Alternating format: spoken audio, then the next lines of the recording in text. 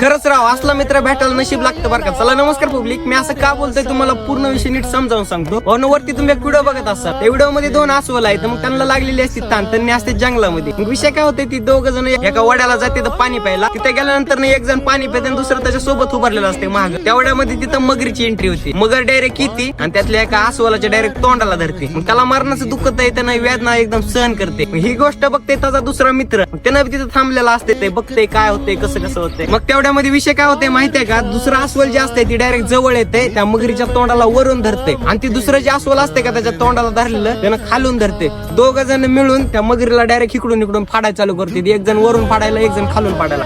मी सांगायचे फक्त बघा, प्राण्यापुरत्या मर्यादेत नाही, रिअल मध्ये आपले असे मित्र असते जे आपल्या संकटाच्या काळामध्ये, जे आपल्या भांडणामध्ये तंडामध्ये कायम कुठून ना कुठून भस्मून मध्ये येते. ते आपल्या सुखात नसते पण आपल्या दुःखामध्ये 100% आपल्या सोबत उभे असते. सांगायचे फक्त एकच भावनो, खरं तुमच्यापाशी असे हिरे जर असते तर त्या हिऱ्यांना कवा तुमच्यापासून लांब करू नका, कारण ती तुमचे सगळ्यात मोठे साथीदार आहेत. चला धन्यवाद.